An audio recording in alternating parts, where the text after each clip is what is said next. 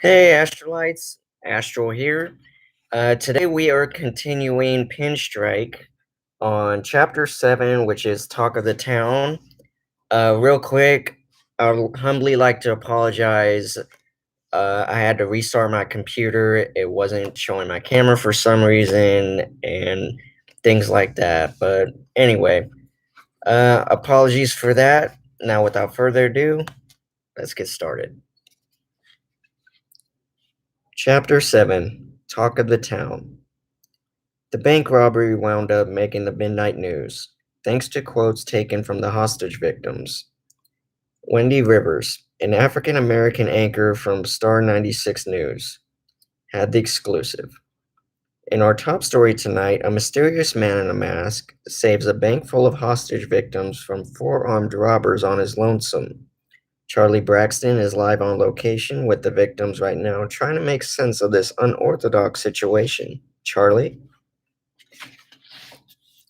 Charlie Braxton was a top-level female reporter for Star 96 interviewing the victims. She is a Caucasian who had raven black hair and a hunger for a juicy story such as this one. Thank you, Wendy. Yes, a tragic night here in the city of Star Moon, what seemed to be an average night at the Star Moon National Bank, became a result of a hostile takeover. Witnesses say that a mysterious character in a black and red striped suit saved the bank victims from the four armed culprits. Charlie begins getting the witnesses' statements. Excuse me, can you tell me what you experienced this evening? Interviewee one was male and one of the bank managers. Yeah, excuse me. Yeah, these goons came in demanding to get us down on the ground as one of them forced one of the other managers to open the safe. It was terrifying, and because of the incident, corporate called me before I began this interview to announce that Star Moon National Bank will no longer be open in 24 hours. Effective immediately, all bank locations will have regular 9 to 5 business hours. This is the first time we've ever had a bank robbery, so now we have to further proceed with caution, he explains. Interviewee 2 was a female civilian. Just when I believed things were about to become worse, this striped savior knocks out two of the armed thugs, tossing them both out of the safe. Then he single handedly takes out the other two, like you would not believe. That's when I knew things were going to be alright, she says. Interviewee 3 was a male civilian excited over how Pinstrike took down the thugs. Number 3 is actually my personal favorite. I had too much fun with this one. I thought we were goners, man, but then this dude came out the gate taking out these other four dudes. He was like, wham, pow, blah, blah, waka, flocka, you feel me? He exclaimed. Interviewee 4 was another female citizen. After he took care of the bad guys, he vanished into thin air, she exclaimed. Interviewee 5 was the little girl who asked when Pinstrike would be back. He saved all of us, and he was very nice, she says as she looks into the camera and waves. Thank you, Pinstrike. Hope to see you again. The last interviewee was the elderly woman that asked who Pinstrike was. I'm glad that someone was finally taking charge of cleaning up our city. Honestly, I don't believe Mayor Webb is keeping well on his promises. She continues as she looks into the camera and says, Thank you, Pinstrike. You're the real hero our city needs, she emphasizes. You heard it here, Pinstrike, the striped savior of Star Moon. This has been Charlie Braxton, back to you at the station. Wendy? Charlie says as she signs off. Thank you, Charlie. Indeed, you heard it. A new hero in our midst, defending Star Moon from mortal danger. From all of us here at the station, I'm Wendy Rivers. Stay tuned for more after this, says Wendy as they go to commercial break. Sitting upon his bed, Bo was watching the news, smiling, knowing that he is the change that Star Moon had been asking. Also watching the news was a flustered and irritant Mayor Webb, knowing that there was a new threat to his diabolical schemes. Mayor Webb turns off the TV in an aggressive manner. He puts on his death trap mask, holds out his right hand as he gives an electric shock to his TV, blowing it to oblivion, with glass shattering. Then he removes his mask and inhales, as soon as he turns around to exhale. So, it appears we have a new hero in our midst, Mayor Webb says calmly. Could be bad for business, Athena replies. No, my dear, he is bad for business. We can't run our operations with this black and red striped pest mucking about. Then again, we could use this opportunity to our advantage, Mayor Webb says as he walks with his thumb underneath his chin while he contemplated. What did you have in mind? Asks Athena. Mayor Webb replies as he turns to Athena in excitement. We have to draw him out, catch him in the act at his most vulnerable. Then, when we find out his true identity, we destroy him. Sounds like a plan, boss. But how do we catch him in the act? Athena asks. We send a group of hologuards pretending to ambush you. Once they turn their attention to the man in stripes, you record the fight from a distance while retrieving his heat signature. Pinstrike takes the hologuards out one by one. Fight's over. You bring the footage back to me. I run it through the database, and we see who our mystery hero truly is. Mayor Webb replies with evil intent. Oh, this is gonna be fun, says Athena with joy. Could Pinstrike keep his identity intact? Or would his days as Star Moon Stripe savior become obsolete? Only time would tell soon enough. The next morning, George got a call from Lillian saying that the hospital was releasing her. Hey, George, exclaims Lillian. Lillian, how are you feeling? Asks George as he exclaims with joy. I'm good. The hospital is letting me out today as planned, so I need that ride home and some breakfast burritos, says Lillian. George replies, Of course, I'll be down there right away. Thank you. I'll see you soon. Bye, exclaims Lillian. George gets out of bed as he rushes to get dressed and pick up his sister-in-law. Then he runs across to Bo's room to tell him the good news. Bobo, wake up. Your mom's coming home today, George exclaims. As soon as Bo hears the gratuitous news, he himself rushes out of bed to get dressed. Greatest wake-up call ever, Uncle George. You go pick up Mom and I'll go down to her house and get it ready for her, Bo exclaims. Sounds like a plan. Let's get to it, George replies. As they rush downstairs to get their affairs in order, Hime Usagi is waiting outside the entrance. Granted, it was a Sunday and the store was closed. She awaited to see Bo to take him on an outing. Bo slows down as he sees Hime waiting directly outside the door. Bo opens the door for her. Hime, what are you doing here so early? Asks Bo. Hime replies, I figured after everything you went through with your mother's unfortunate incident that I'd take you out for a bit of fun, like lunch or a movie. Bo feels awful having to turn down Hime's generous offer. Gee, that would be swell, May, but my mother's getting out of the hospital soon. I was on my way to her house to spruce it up for her. Because Mayor Webb was in office, he had cut funds for SMPD's crime scene cleaners, as he saw no point in having them. The house still had glass shards and dry blood on the floor. Hime replies, Oh, I'm glad to hear that he's coming home. If you'd like, I could come with you and help out. Bo immediately becomes glad once more. I would love that, Bo says Bo with content. Great, we'll take my car, exclaimed Hime. Hime's car was a cherry red Kia Soul with leather interior. They drove to the Upper East Side of Star Moon to Lillian's residence. As soon as they park, they get to the porch. Bo gets his key out for his mother's house and opens the door. Bo opens the door as he gazes upon the inside of the house. He still couldn't believe what happened to his mother. Hime gently places her hand upon Bo's shoulder. as she is concerned for him. You okay? Asks Hime. Bo replies, It's strange. It's as if the crime hadn't occurred here at all. Granted, there's still a mess on the floor. I don't know, I just have a weird vibe. Just take your time, said Hime. Bo and Hime slowly enter the house as they prepare for Lillian's arrival home. Meanwhile, George arrives at the hospital to pick up Lillian. George meets Lillian in the lobby and gives her a big hug as she sits in the wheelchair. Let's get you home, eh?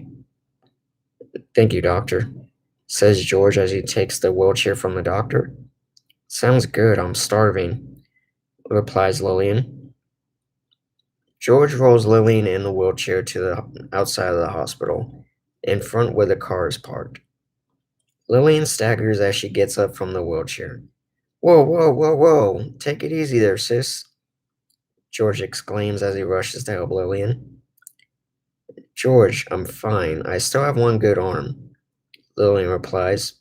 Still, I want you to take things slow, says George.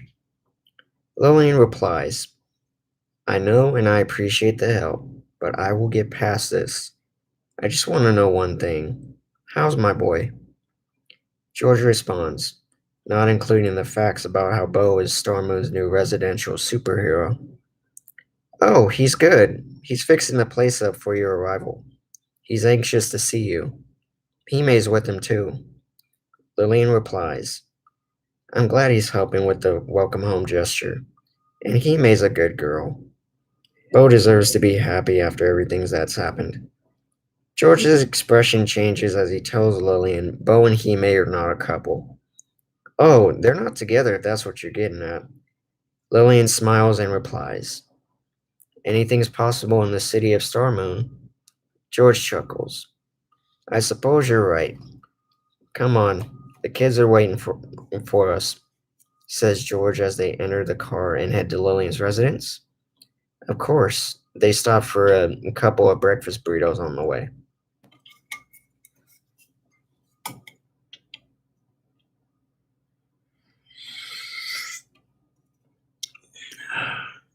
That's good coffee.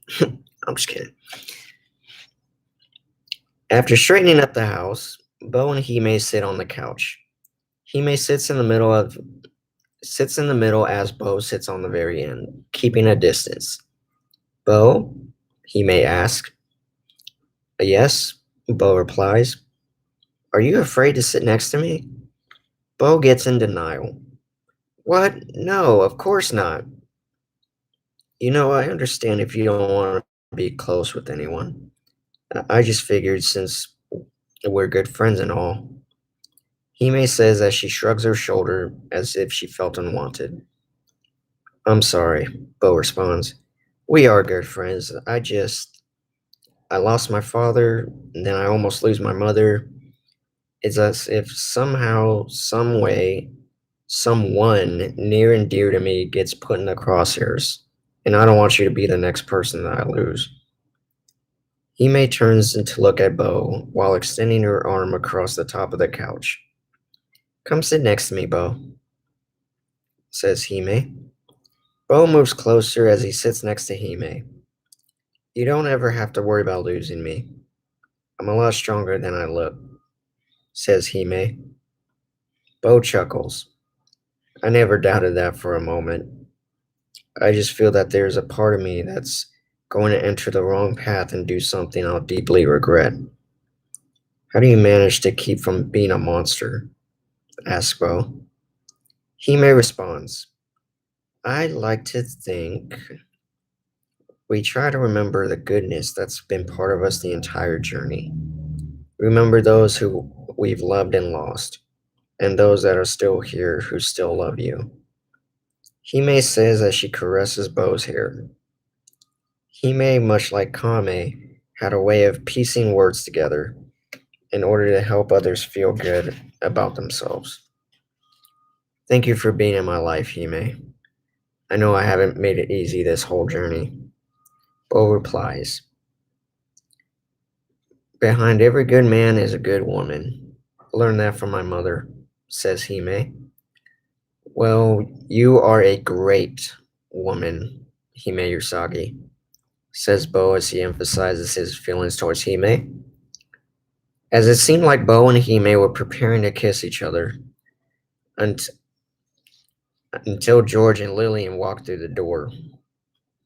Hey, Bobo, exclaims Lillian. Oh, that explains why he didn't answer his phone. We can come back later, exclaims George. Not in my house, exclaims Lillian as she looks at George. Bo gets up as he goes to hug his mother greatly. Welcome back, Mom, Bo exclaims.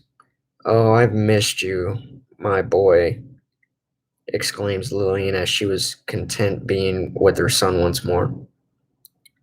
Bo replies, I'm glad you're home.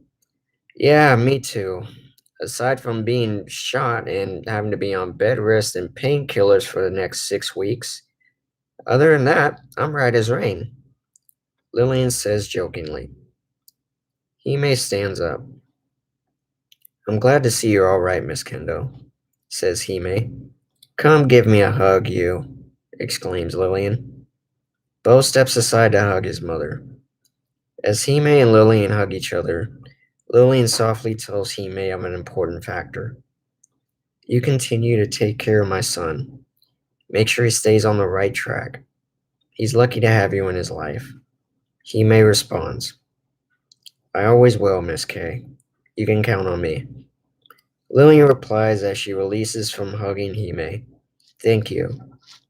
It means the world to me, and we've known each other for years. Call me Lillian. So I've been watching the news from my hospital bed, and there's a new superhero named Pinstrike? George responds, Oh yeah, he's been doing good work cleaning up the scum of Star Moon. Lillian smiles. Well, I'm glad there's finally somebody to stop all the craziness that's been happening. Lord knows Patrick's doing a piss poor job of running things. I wonder who he is and if I will ever get to meet him. Bo and George looked at each other, then stood smiling, pretending they weren't the ones responsible for cleaning up the city. George replies, Never know. He could be closer than you think. Anything's possible in Star Moon, right?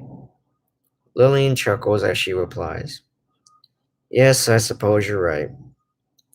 Well, it's been quite an adventure, but I feel I need to rest. I appreciate you two cleaning up the house. That was very thoughtful. Bo immediately responds to his mother. It's no trouble, Mom.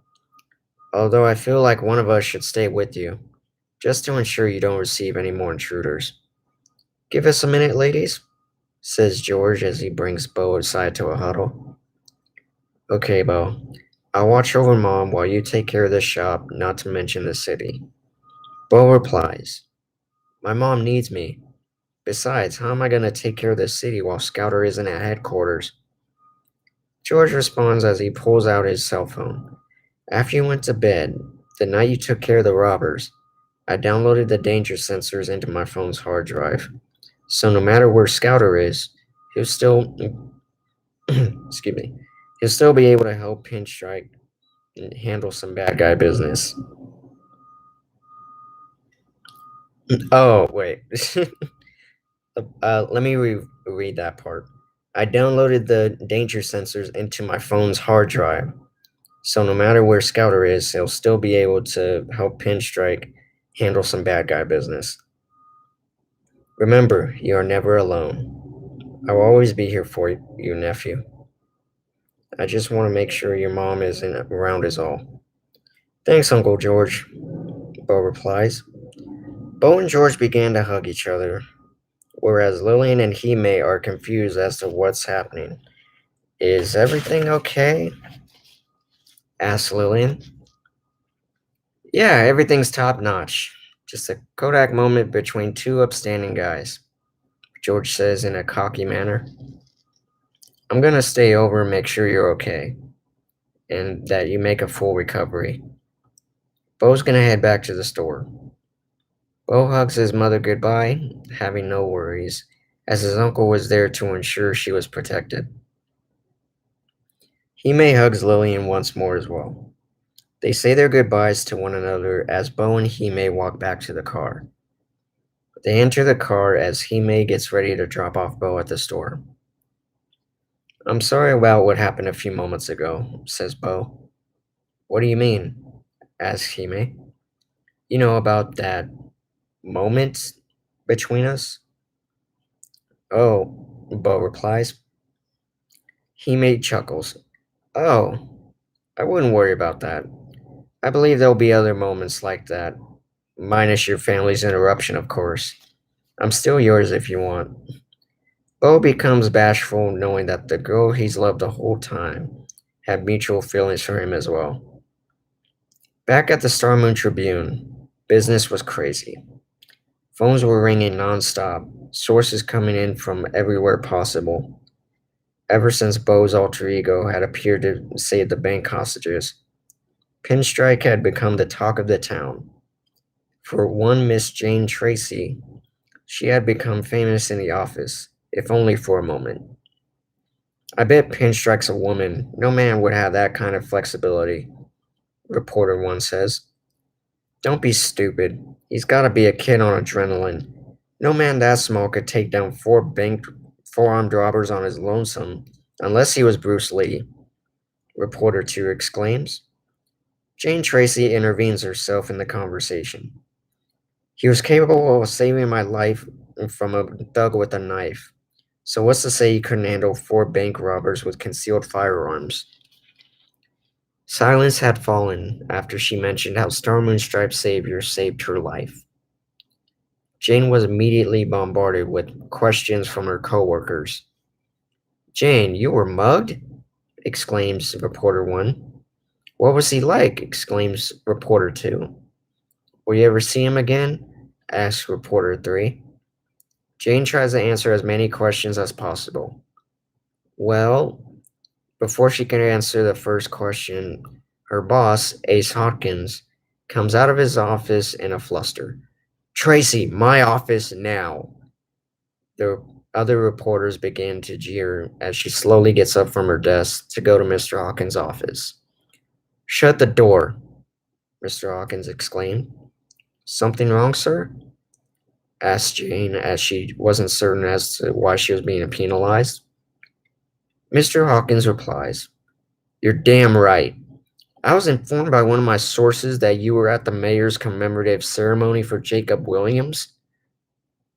Jane tries to reply, Sir, I. Mr. Hawkins stops her before she can explain. Don't, because I'm not through.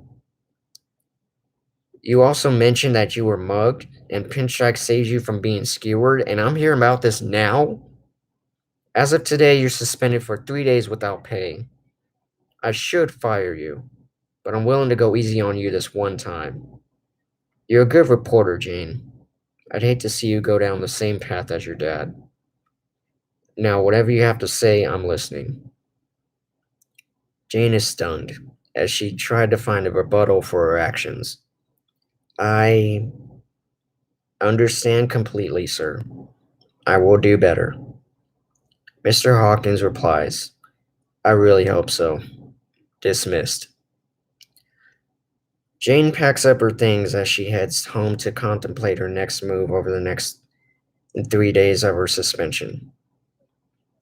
The same would be said for Pinstrike, as he was unaware of Death Trap's diabolical plan. And that's where Chapter 8 comes in. I'm most likely going to do it tonight if I have any energy left. Honestly, it's going to be a long night. Staying after hours to do, well, pretty much counting the candies, something like that. Uh, so it's pretty much going to be a long week for me. I hope you guys enjoyed Chapter 7. We will continue Chapter 8 next time, which is A Hero Unmasked. So you're definitely not going to want to miss that. And get a sip of coffee because my mouth is dry right now.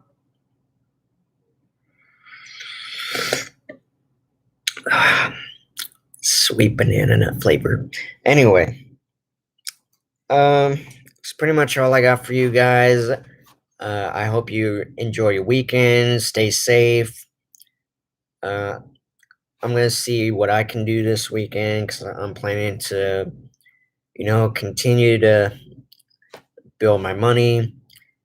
And I hope. Oh, before I forget, if I haven't mentioned it, which I most likely haven't, because I did the same chapter on my other page, which messed me up. But anyway, that's a long story. If you've heard of Wix.com, that's Wix, Wix.com. I started blogging because yesterday was the absolute worst for me. I don't want to get into it, but I started blogging. I figured I could help people like me who have because I have trouble keeping my emotions in check and trying to keep my mind at ease. So I decided to start blogging. Writing actually helps me be a better person. So I actually have two posts of blogs that I put. The first one, first off, if you're planning to look, search up sensational blogging. That was it. Sensational blogging. And my first post is going to be titled Keeping Your Emotions in Check. I figured just keep it simple for that one. And my second post is because we're in a financial crisis right now. We're all trying to find work and new ways to build up our uh, financial portfolios. I was trying to find the word for it. Build up our financial portfolios. So I wrote a blog for some tips that will definitely help you guys out because honestly, you see people who if you're working and you've noticed people, oh, just keep the change. It's just a penny. Um, I actually explained as to why pennies mean more than you think. So if you look up sensational blogging and you read my second post on Wix, it'll actually help you guys out, especially if you're working 15-hour a day jobs, or if you're pinching pennies. uh, there's a there's a way that you can just build up and just read it because right now I'm rambling. My post will explain it much better than I am right now, but I figured I should let you guys know that. And y- yeah, I will see you guys next time for chapter 8. I hope you all uh, enjoy your weekend, be safe. Uh, just enjoy your Saturdays and Sundays. And if you're working like me, uh, just find a way to make your work fun for the weekend. Anyway, that's all the time I got for you. I will see you next time. Bye bye, loves.